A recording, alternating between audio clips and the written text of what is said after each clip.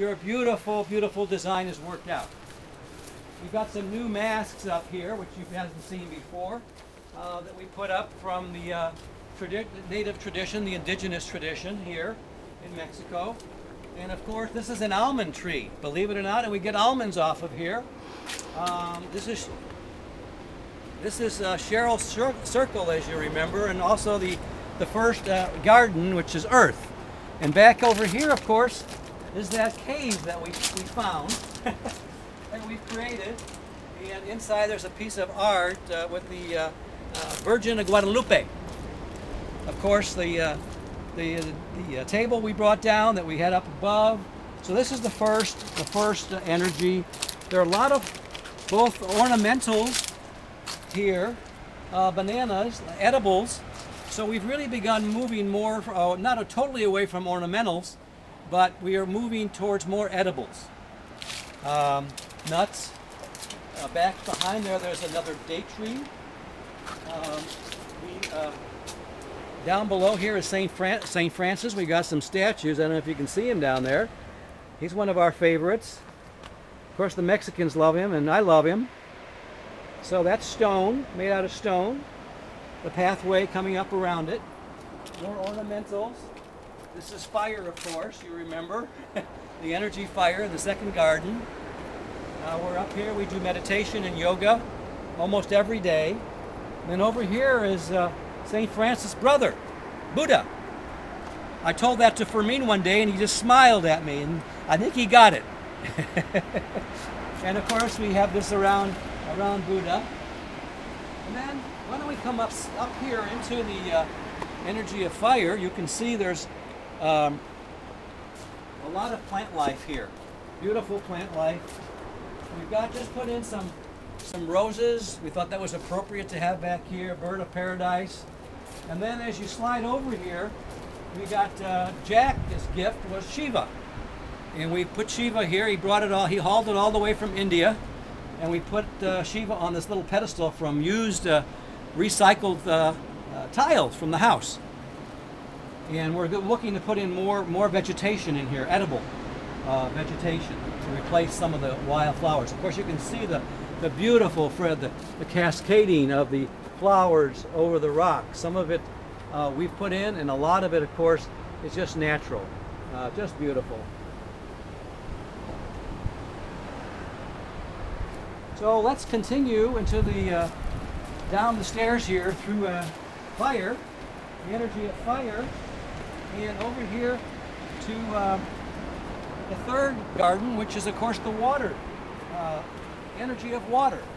And the pump isn't on right now, but you'll remember you hauled all these, you hauled all of these from these pieces of lava and cut them all and put them here, and they're going to stay here, Fred, for a long, long time. They're not going anywhere. We have put in, again, more flowers, more bougainvilleas to make it beautiful in this spot. Tall, because they're building behind us. There's new construction, so we want to block that out as much as possible. So this will be a whole canopy of bamboo, wild trees, and then of course the bougainvilleas and some more bamboo. Over here, not in the greatest spot, but it's a little hidden, is another piece of art, and this is Ganesh. The curer of obstacles. This is like the number 2 thing in our, after we do vision, we do obstacles. So this is good old Ganesh helping us through that. We got some, I think this is oregano here, and over here, of course, we've got wild grass, and we got a cinnamon tree going in right there, a little cinnamon tree, and of course, this beautiful ficus has grown like crazy after really having a hard time, but now it's healthy and beautiful. So now we're going to go down, you remember the stairs, and we're going to go down to the 4th garden. Fred, you'll recall the Zen garden, the energy of metal, and the sacred geometry that you created this out of. I tell people this story, and it'll be part of our story as we put our signage up, which we still haven't done, but I have a model for it. This is the year, Fred. So anyhow, the other tile was that we put in initially was breaking up. It wasn't very strong, So I used the blue tile that was left over from my bathroom area, and it's just beautiful.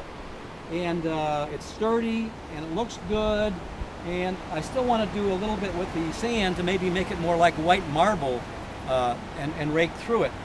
We put a seating bench over here along the path so people can meditate. We've oriented it this way rather than the other way, and it's got this beautiful canopy of these beautiful flowers and looks out at the ocean. We put up this, as you know, this stone retaining wall, and now we're having vines grow over it with some beautiful flowers again. So that's just happened about, not too long ago. Over here we've got underneath this particular plant, we have a pagoda, like the spirit house in here. It's got to be cut back a little bit because it's kind of hidden, but there it is. And this is just lush. On the other side of the wall, we put this in as another screen, as another kind of livable, living screen, a living fence. This little guy has struggled a bit with Tom, but it's starting to take hold. I think it's going to be okay. Now, as you recall, we were going to build a bridge here, Fred, and we didn't do it. George came up with the toadstools, and this is the little kids' favorite spot to come. They want to go across the toadstools, with or without the water. It's fun. So we're going to walk across the toadstools, and of course the railing is pretty good for us older folks. I might ask Gordon just to pan this way. I know, Fred, you insisted that every garden has a wild area, and I'm so glad you did, because this is the wild area. All of this in here is wild. We planted, of course, the bougainvilleas many years ago. Now they've become trees, but this is all wild, bird sanctuary. This is the arroyo that flows in the summer and the fall. It's beautiful all the way through here. Is wild. We have a lot of bird and animal life here. It's just great. So, and of course, you remember the South 40, as we called it, remember? It was just this 45-degree angle and dirt, and so we turned it into a succulent garden. And so let's go down to the fifth and last garden. And this is wood, of course, the energy wood. You know them really well. We haven't quite finished this one, Fred. Of course, this one overlooks the ocean. It's one of my favorite spots in the evening to watch the sunset.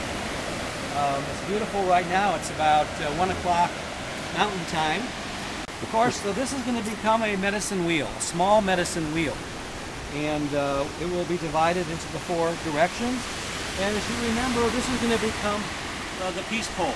It'll probably stand about this tall, and they have 4, based on the Japanese model, if you're aware of, we proposed, and we just haven't ordered it yet. This is where people will sit, but what we had here that came apart, the wood, and guess what replaced it? This volunteer